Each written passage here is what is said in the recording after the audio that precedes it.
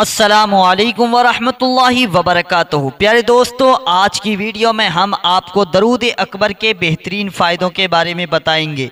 जिन लोगों को अगर अपने घर में बरकत करना है तो वही लोग ये वीडियो देखें, और जिनको कारोबार आगे बढ़ाना है वो लोग भी इस वीडियो को देखें। जादू टोना टोटके को ख़त्म करना चाहते हैं, अपनी ज़िंदगी से परेशानियों को ख़त्म करना चाहते हैं, दुख तकलीफ़ को ख़त्म करना चाहते हैं, और अगर आपके घर में लड़ाइयाँ हो रही हैं तो इंशाअल्लाह इस अमल से लड़ाइयाँ ख़त्म हो जाएंगी, भाईचारा आपके घर में बढ़ जाएगा, आप उसमें सही से रहने लगेंगे, मेल झोल से रहने लगेंगे, आपके घर से ये भी परेशानी ख़त्म हो जाएगी। प्यारे दोस्तों, मैं आपको दरूद अकबर के फ़ायदे बताने वाला हूँ। आप लोग दोस्तों इस अमल को ज़रा ध्यान से सुने और आपको बहुत फ़ायदे होंगे इस अमल से। प्यारे दोस्तों, ये दरूद पाक एक ऐसा दरूद है जिसे आप लोग अपने घर का मामूल बना लेते हो, यानी रोज़ाना पढ़ने की आदत बना लेते हो। रोज़ाना आप अपने घर में फ़जर की नमाज के बाद, याद रखिएगा दोस्तों, सबसे पहले आप लोगों को फ़जर की नमाज अदा करना है। ठीक है, नमाज अदा करने के बाद आप लोग ये काम करें, 3 मरतबा दरूद पाक पढ़ें सल्लल्लाहु ताला अलैहि वसल्लम। फिर उसके बाद आप लोग 1 मरतबा दरूद अकबर की तिलावत करें, बुलंद आवाज़ से अपने घर में बुलंद आवाज़ से रोज़ाना तिलावत करें। फजर की नमाज के बाद रोज़ाना जहाँ तक भी इसकी आवाज़ जाएगी इंशाअल्लाह वहाँ तक की नेस्ती तो ख़त्म होगी, वहाँ तक के लिए दरवाजे रिज़्क़ के खुल जाएंगे, और वहाँ तक के लिए आपके घर में बरकत होना शुरू हो जाएगी, कारोबार आगे बढ़ने लगेगा, जादू टोना टुटका ख़त्म हो जाएगा, बुरी बलाएं घर के अंदर मौजूद हैं वो बलाएं भी भाग जाएंगी। अगर आपकी दुकान है तो दुकान में भी यही काम बिल्कुल करें, जब दुकान खोलें तब आप लोग ये अमल करें। इंशाअल्लाह ऐसा करने से आपके घर में अल्लाह तबारक व तआला की रहमतें और बरकतें नाजिल होती रहेंगी, और आपके घर से जादू टोना टुटका भी ख़त्म हो जाएगा। मेरे प्यारे दोस्तों, बिल्कुल इसी तरीके से यह काम करना है, आप लोगों को कोई भी अनजा नहीं करना है। ठीक है, रोज़ाना ये काम करना है जब तक अल्लाह तबारक व तआला ने आपकी ज़िंदगी दुनिया के अंदर लिख दी है, जब तक आप लोग ये काम करें इंशाअल्लाह फ़ायदा मिलेगा। और जानते हैं दरूद अकबर के फ़ायदे। अगर कोई शख्स ये चाहता है कि वो दरबार रिसालत में यानी खुदा की बारगाह में कबूलियत वाला मकबूलियत वाला बंदा बन जाए, खुदा का पसंदीदा बंदा बन जाए, जिससे दूसरे भाइयों को भी और ख़ुद को भी फ़ायदा हो, मेरे प्यारे दोस्तों ये अमल आप लोग ज़रूर करें। इससे आप लोग आमिल भी बन जाएंगे, और फिर आप जिस काम की तरफ भी ध्यान देंगे, आप जिस काम की तरफ हाथ उठा देंगे, जिस काम की तरफ नज़र उठा देंगे, इंशाअल्लाह वो काम कभी भी नहीं बिगड़ेगा, पूरा फ़ौरन हो जाएगा। मेरे प्यारे दोस्तों ये काम ज़रूर करें। और प्यारे दोस्तों, आप लोगों को मैं बता दूं कि दरूद अकबर के आमिल आप लोग कैसे बनेंगे। याद रखिएगा दोस्तों, ये अमल 40 रात तक, ठीक है, 40 रात तक रोज़ाना इशा की नमाज के बाद 3 मरतबा आप लोग अकेले में बैठकर, या तन्हाई की कोई जगह हो, कोना हो, वहां बैठ जाएं घर के अंदर, और ये ऐसा काम करें। अगर आप लोगों से पढ़ना नहीं आती है तो आप लोग 3 मरतबा सुन लें, सुनने के बाद आप लोग दरूद अकबर को, ठीक है, दिल में उतार लें, और उतारने के बाद दिल में नेक ख्याल रखें, नेक इरादा रखें, फिर अल्लाह तबारक व तआला की बारगाह में हाथ उठाकर दुआ करें। इंशाअल्लाह आपकी दुआ कबूल हो जाएगी, और आप लोग ऐसे ही आमिल भी बन जाएंगे, खुदा के पसंदीदा बंदे भी बन जाएंगे। जिस काम की तरफ भी आप ध्यान दोगे आपका वो काम बनता चला जाएगा। प्यारे दोस्तों, बहुत पावरफुल अमल है, आप लोग दिल से ज़रूर करें। और जानते हैं दरूद अकबर के फ़ायदे। अगर कोई शख्स आपके घर में बीमार है, आपके परिवार के अंदर बीमार है, रिश्तेदारी में बीमार है, ख़ानदान में बीमार है, या कहीं भी कोई बीमारी है, उसकी तकलीफ़ नहीं देखी जा रही है, परेशानी नहीं देखी जा रही है, पैसा नहीं है बीमारी इलाज ठीक कराने के लिए, उसके पास जितना पैसा था सब दवाइयों में लगा चुका है, लेकिन बीमारी ठीक नहीं हो रही है, कितनी भी ख़तरनाक बीमारी क्यों ना हो, इंशाअल्लाह इस अमल से उसकी बीमारी ख़त्म हो जाएगी। क्या करना होगा इसके लिए? आप लोगों को सबसे पहले आप दरूद अकबर की तिलावत करें, 3 मरतबा सबसे पहले दरूद अकबर पढ़ें, यानी 3 मरतबा दरूद पाक पढ़ें सल्लल्लाहु ताला अलैहि वसल्लम। फिर उसके बाद 1 मरतबा गौर से दरूद अकबर की तिलावत करें। आप लोग घर पर हैं तो मरीज़ के पास खड़े होकर तिलावत करें, जितना आप लोग मरीज को सुनाएंगे उतना फ़ायदा मिलेगा। ठीक है, फिर उसके बाद एक काम और करें, आप गिलास में पानी ले लें, पानी लेने के बाद उस पर दम करें, मरीज को 11 दिन तक, ये काम आप लोगों को 11 दिन तक करना है, बिल्कुल इसी तरीके से, ठीक है। मरीज के पास खड़े होकर तिलावत करें दरूद अकबर की और पानी पर दम करके 11 दिन तक मरीज को पिलाएं। इंशाअल्लाह कितनी भी खतरनाक बीमारी क्यों ना हो उसके अंदर, उसके शरीर के अंदर, उसके जिस्म के अंदर छोटी बड़ी या कोई सी भी बीमारी होगी वो भी ख़त्म हो जाएगी, बिल्कुल सेहतमंद हो जाएगा, बहुत फ़ायदा मिलेगा। आप लोग ये काम करके देखें। और जानते हैं दरूद अकबर के फ़ायदे। अगर कोई शख्स ये चाहता है कि उसके दिल में हुजूर सल्लल्लाहु ताला अलैहि वसल्लम की मोहब्बत पैदा हो जाए, यानी उसके दिल में खुदा की मोहब्बत उतर आए, हुजूर का दीदार हो जाए, उसके दिल में ख्वाहिश है कि हुजूर का दीदार भी हो जाए, हुजूर की मोहब्बत भी मेरे दिल में पैदा हो जाए, तो उसके लिए आप लोगों को क्या करना होगा मैं आपको बता रहा हूँ, बिल्कुल ध्यान से सुनिएगा। सबसे पहले आप लोगों को इशा की नमाज अदा करना है, ठीक है। फिर उसके बाद आप लोग 3 मरतबा सल्लल्लाहु ताला अलैहि वसल्लम पढ़ें। फिर उसके बाद आयतल कुर्सी की 1 मरतबा तिलावत करें। फिर उसके बाद आप लोग 4 कुल पढ़ें, 4 कुल तो याद होंगे, ठीक है, वो 4 कुल पढ़ लें। फिर उसके बाद 1 मरतबा दरूद अकबर की तिलावत कर लें। अगर आप लोगों से पढ़ना नहीं आती है तो 1 मरतबा सुन लें। फिर आखिर में 3 मरतबा सल्लल्लाहु ताला अलैहि वसल्लम पढ़ें। फिर उसके बाद आप लोग दुआ मांगें, अल्लाह तबारक व तआला की बारगाह में हाथ उठाकर अपने गुनाहों की तौबा करें, माफ़ी मांगें और फिर आप लोग सो जाइएगा, ठीक है। ये अमल करने के बाद आप कोई गलत काम ना करें, मोबाइल ना चलाएं, बिल्कुल आप लोग बिस्तर पर लेटकर सो जाएं, ठीक है। जब आप लोग इधर सोगे दुनिया में आपकी आंखें बंद होंगी, उधर दिल की आंखें आपकी खुल जाएंगी। फिर आप क्या देखेंगे, आपके दिल में हुजूर की मोहब्बत पैदा हो जाएगी और अल्लाह तबारक व तआला आपको एक रात ऐसी नसीब करेगा जिसमें हुजूर सल्लल्लाहु ताला अलैहि वसल्लम का ख्वाब के ज़रिए दीदार कराया जाएगा। अगर आपको हुजूर का दीदार हो जाता है, हुजूर की मोहब्बत आपके दिल में पैदा हो जाती है, तो समझिएगा आपकी दुनिया भी सबर जाएगी और बाद मरने की आखिरत भी सबर जाएगी। तो आप लोग ये काम बिल्कुल इसी तरीके से करें, मैंने जैसे बताया है, पाकी की हालत में करें। सारा अमल, जो भी अमल आप लोग करें, चाहे वो छोटा हो या बड़ा हो, नेक ख्यालात हो, आप लोग दिल में नेक इरादा रखें, फिर ये अमल करें। इंशाअल्लाह आपका ये अमल कबूल हो जाएगा। बगैर नमाज के अमल आपका कोई भी कबूल नहीं होगा। 5 टाइम के पाबंद बने, नमाज पढ़ें, इंशाअल्लाह अल्लाह तबारक व तआला को दुनिया में खुश करें और अल्लाह के रसूल को खुश करें। इंशाअल्लाह जितना आप लोग अल्लाह और अल्लाह के रसूल को खुश करेंगे दुनिया के अंदर, उतना आप लोग भी खुश रहेंगे दुनिया के अंदर। आपकी ज़िंदगी खुशियों से भर जाएगी। आप लोगों के घरों में कभी फाका नहीं होगा, कभी भी आपके घर में रिज़्क़ और दौलत में कमी नहीं आएगी, कभी भी शैतान आपको नहीं बलगलाएगा, कभी भी जिन्नात जादू टोना टुटका आपके घर में नहीं होगा, आपके ऊपर नहीं होगा। आप लोग ये काम दिल से करके देखें, इंशाअल्लाह आपको फ़ायदा मिलेगा। उम्मीद करूँगा आप लोगों को ये वीडियो पसंद आई होगी। अगर आ गई हो तो वीडियो को लाइक कर दें, चैनल पे पहली बार आएँ तो चैनल को सब्सक्राइब ज़रूर करके जाएं, बेल आइकन को यानी घंटी वाला जो बटन आता है उसको ज़रूर दबा दें ताकि आने वाली हर वीडियो सबसे पहले आप लोगों को मिलती रहे। चलिए दोस्तों, अब दिल लगाकर दरूद अकबर की तिलावत को सुनते हैं और अपने नामाए अमाल में नेकियों का इजाफा करते हैं, नेकियों की बढ़ोतरी करते हैं। सुनते हैं दरूद अकबर। बिस्मिल्लाहिर्रहमानिर्रहीम। दरूद अकबर।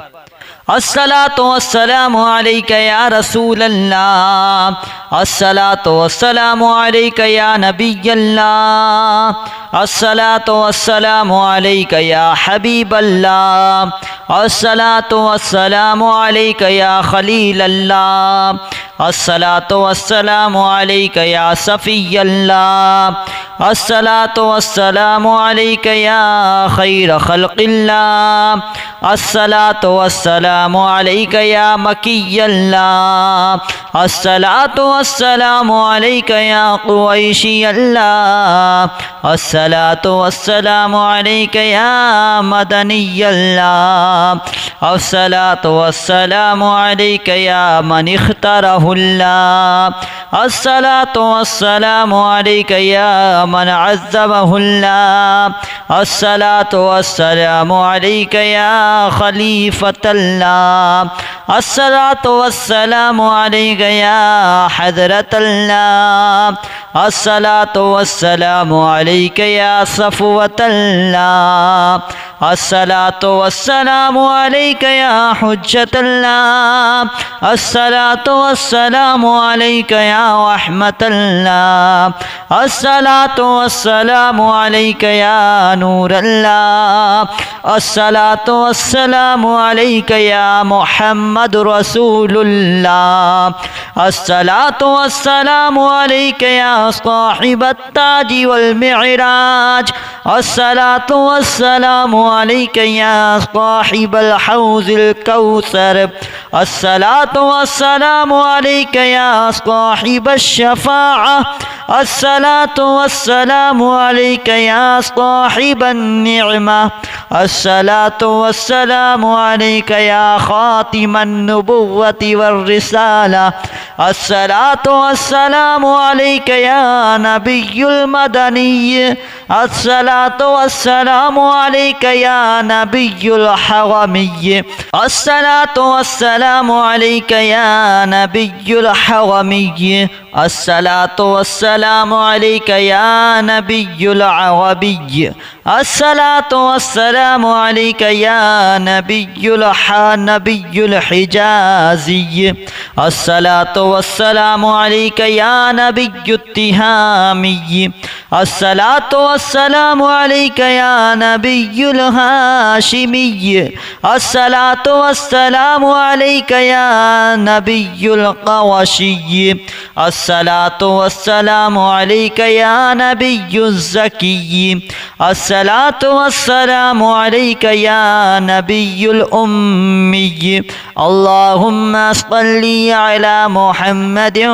सय्यिदिल मुरसलीन, अल्लाहुम्मा सल्लि अला मुहम्मदिन सय्यिदिन नबिय्यीन, अल्लाहुम्मा सल्लि अला मुहम्मदिन सय्यिदिल मुमिनीन, अल्लाहुम्मा सल्लि अला मुहम्मदिन सय्यिदिल मुत्तक़ीन, अल्लाहुम्मा सल्लि अला मुहम्मदिन सय्यिदिस सालिहीन, अल्लाहुम्मा सल्लि अला मुहम्मदिन सय्यिदिल मुस्लिहीन, अल्लाहुम्मा सल्लि अला मुहम्मदिन सय्यिदिस सादिक़ीन, अल्लाहुम्मा सल्लि अला मुहम्मदिन सय्यिदिस सादिक़ीन, अल्लाहुम्मा सल्लि अला मुहम्मदिन सय्यिदिल मुसद्दिक़ीन, अल्लाहुम्मा सल्लि अला मुहम्मदिन सय्यिदिस क़ाबिलीन, अल्लाहुम्मा सल्लि अला मुहम्मदिन सय्यिदिश शाहिदीन, अल्लाहुम्मा सल्लि अला मुहम्मदिन सय्यिदिल मशहूदीन, अल्लाहुम्मा सल्लि अला मुहम्मदिन सय्यिदिल मुवाबिक़ीन, अल्लाहुम्मा सल्लि अला मुहम्मदिन सय्यिदिल मुनज्जीन, अल्लाहुम्मा सल्लि अला मुहम्मदिन सय्यिदिल मुफ़्लिहीन, अल्लाहुम्मा सल्लि अला मुहम्मदिन सय्यिदिल मुजीबीन, अल्लाहुम्मा सल्लि अला मुहम्मदिन सय्यिदिज़ ज़ाहिदीन, अल्लाहुम्मा सल्लि अला मुहम्मदिन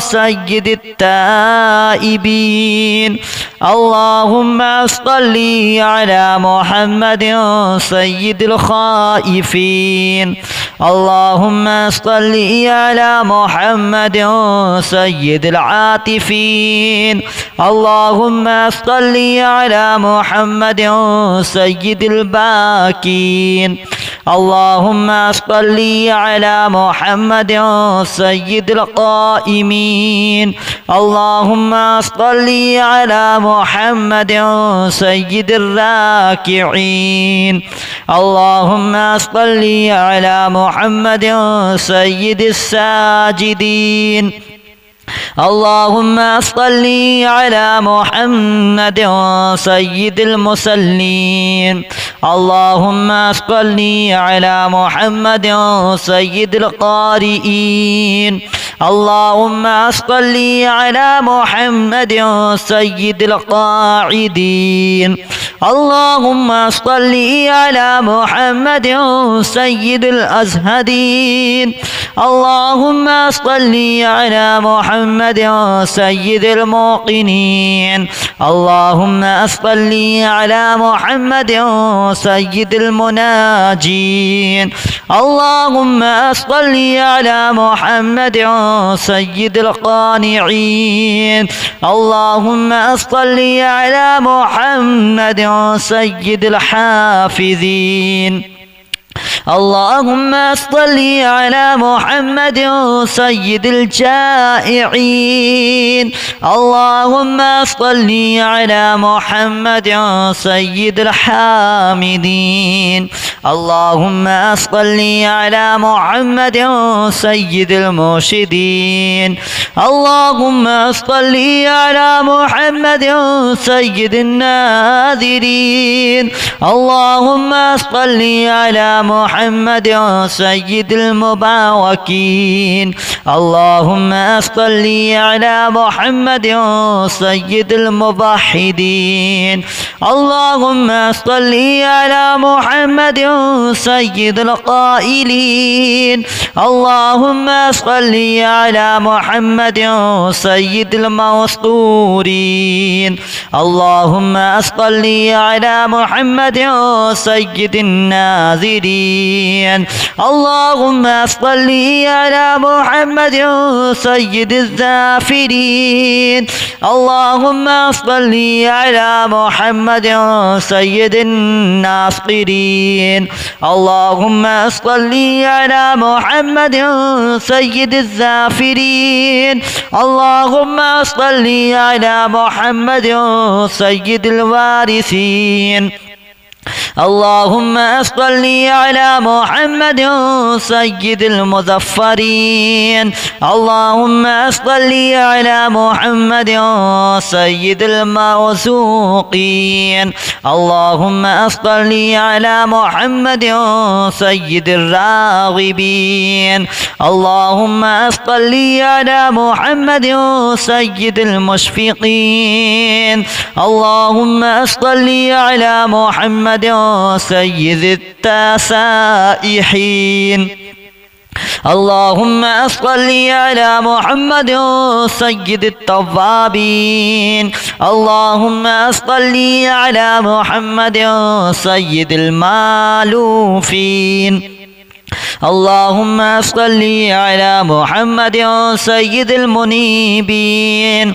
اللهم صل على محمد سيد العابدين اللهم صل على محمد سيد المساكين اللهم صل على محمد سيد الموافقين اللهم صل على محمد سيد المرافقين اللهم صل على محمد سيد الفائزين اللهم صل على محمد سيد العاملين اللهم صل على محمد سيد العائزين اللهم صل على محمد سيد الناجين اللهم صل على محمد سيد الطاهرين اللهم صل على محمد سيد الذاهرين اللهم صل على محمد سيد التابعين اللهم صل على محمد سيد الفاضلين اللهم صل على محمد سيد الشاكرين اللهم صل على محمد سيد المتطهرين اللهم صل على محمد سيد المطيعين. اللهم صل على محمد سيد المرحومين. اللهم صل على محمد سيد المغفورين. اللهم صل على محمد سيد الفاضلين. اللهم صل على محمد سيد الطالبين.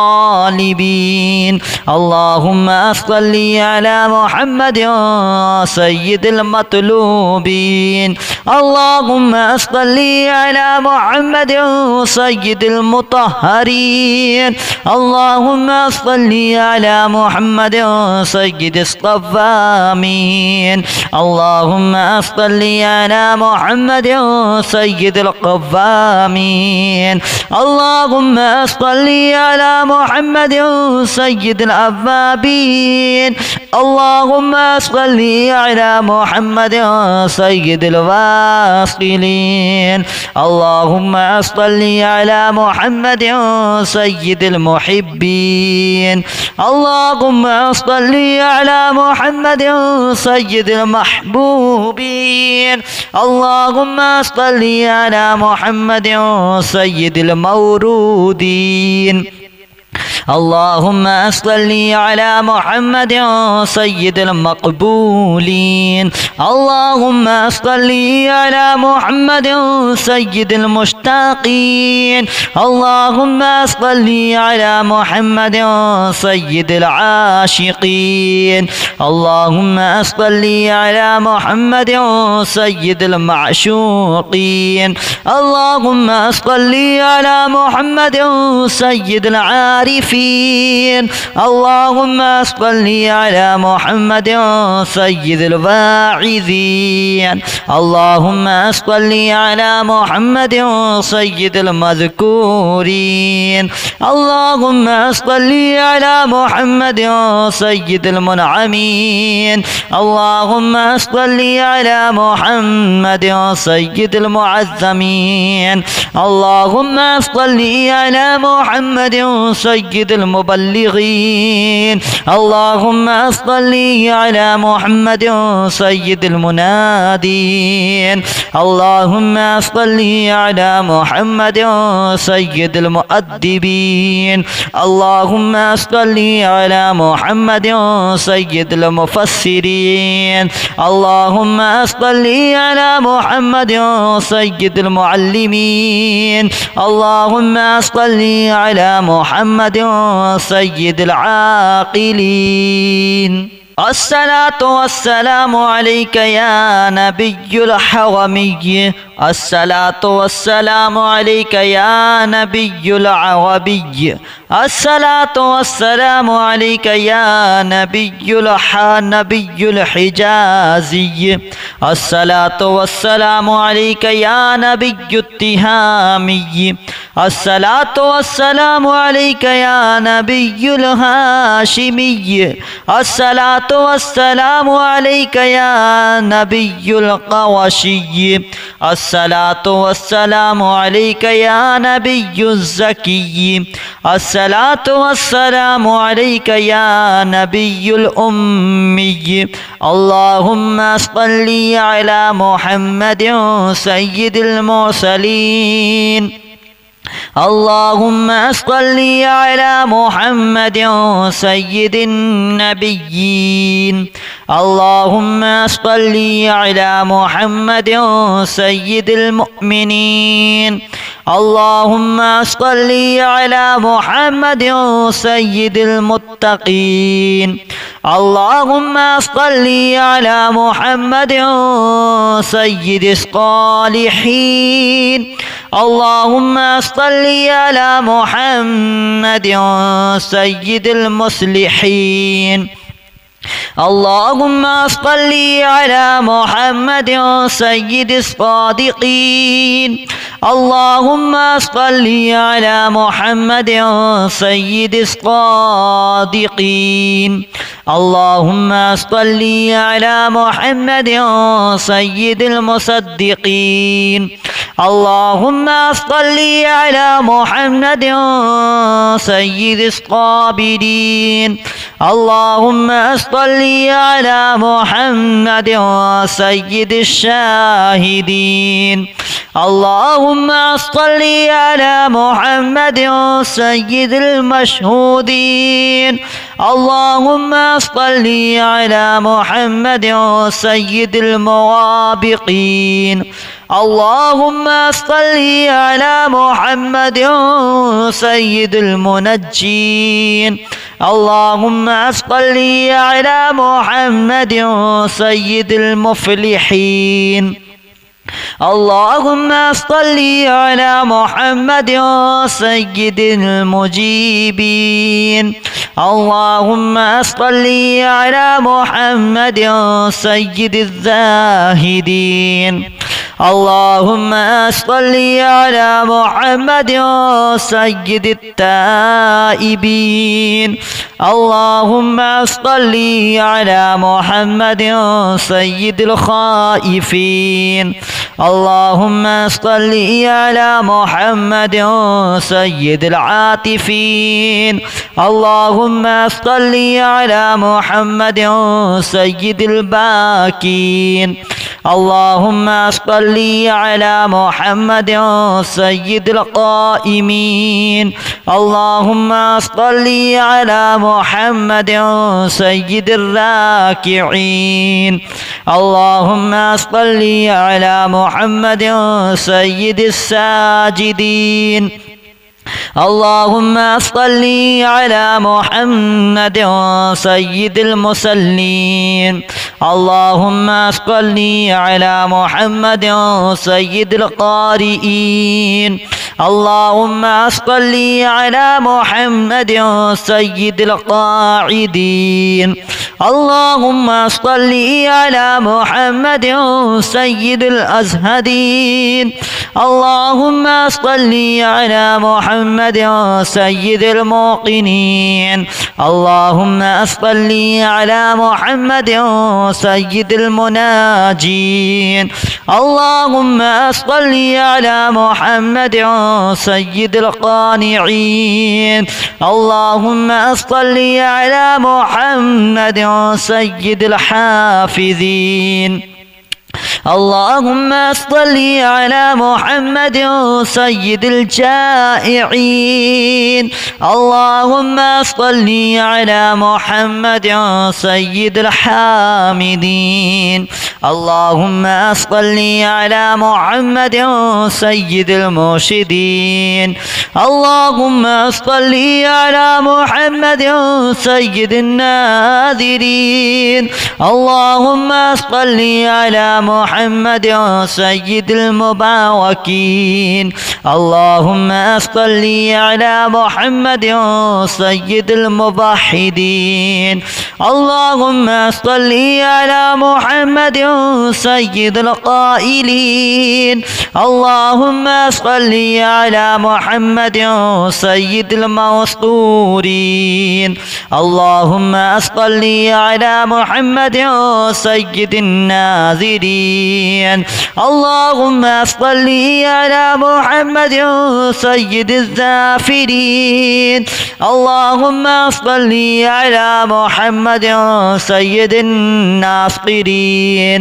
اللهم صل على محمد سيد الزافرين. اللهم صل على محمد سيد الوارثين.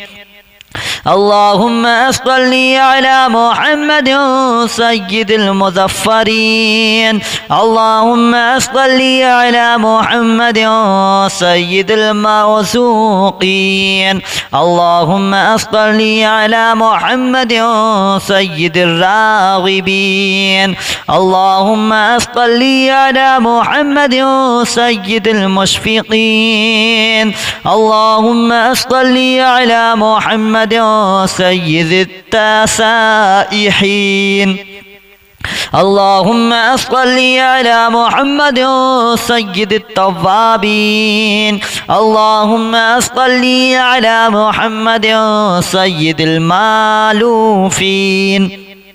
اللهم صل على محمد سيد المنيبين اللهم صل على محمد سيد العابدين اللهم صل على محمد سيد المساكين اللهم صل على محمد سيد الموافقين اللهم صل على محمد سيد المرافقين اللهم صل على محمد سيد الفائزين اللهم صل على محمد سيد العاملين اللهم صل على محمد سيد العائزين اللهم صل على محمد سيد الناجين اللهم صل على محمد